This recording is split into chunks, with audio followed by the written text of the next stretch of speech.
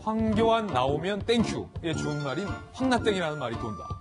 특히 더불어민주당 내부에서 기자들이 물었을 거 아니에요. 정치 기자들이. 전당대회에 나선 후보들이 많으니까 아니 뭐 의원님 누가 전당대회 당대표로 됐으면 좋겠어요? 라고 저도 많이 물어보거든요. 민주당 의원들한테.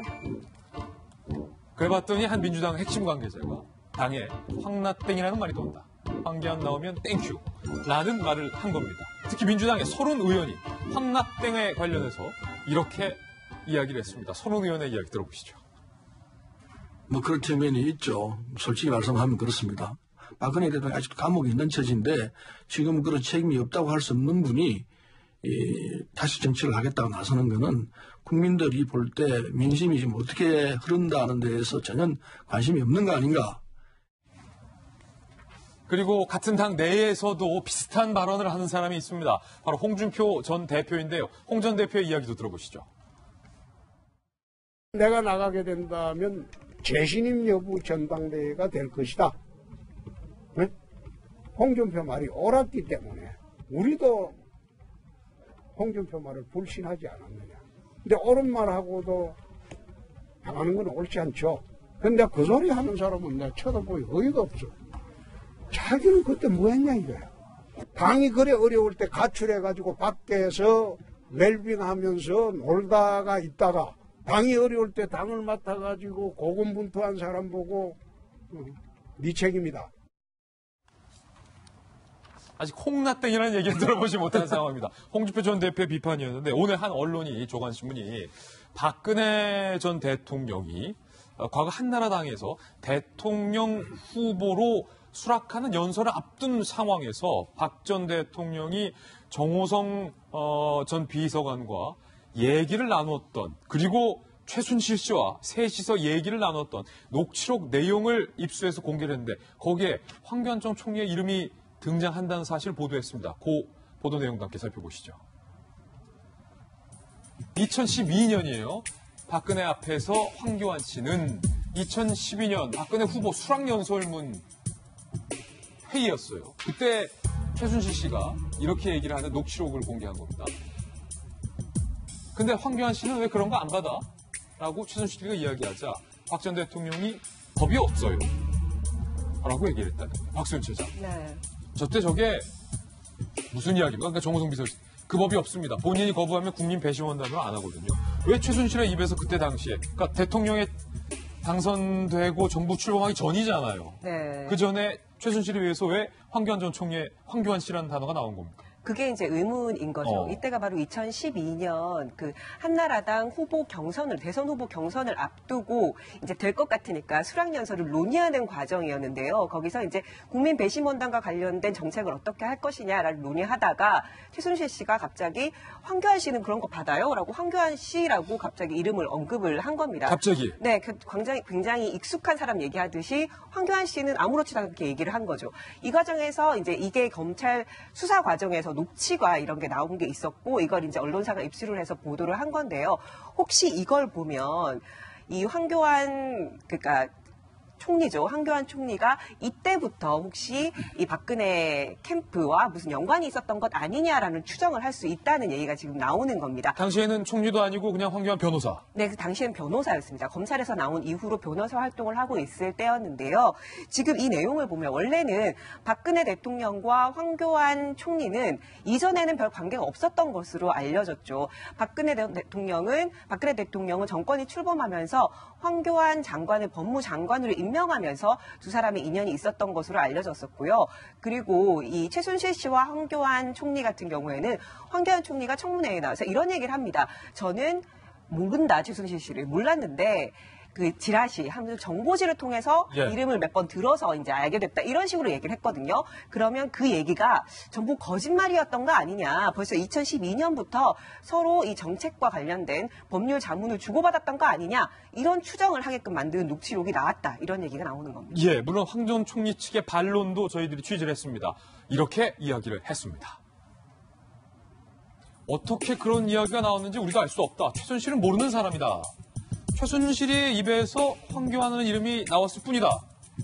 라는 거예요. 왜 그런 이야기가 나오는지 알 수 없다라고 얘기를 했습니다. 그리고 2016년 12월경에 하태경 의원과 황교안 총리가 이 최순실 씨 그리고 국정농단과의 관련성과 관련해서 서로 공방을 받는 대목도 있습니다. 그 대목도 한번 들어보시죠. 총리가 명백히 답변하지 않으면 황교안 총리가 그 배후에 있다고 의심받을 수도 있습니다. 아니면 적어도 또다시 최순실에게 부역한다는 그런 비난을 받을 수도 있습니다. 촛불에 타 죽고 싶습니까? 이 자리에서 바로 말씀하지 마십시오. 부역이라니요. 그리고 말씀하실 때 삿대질하지 마십시오.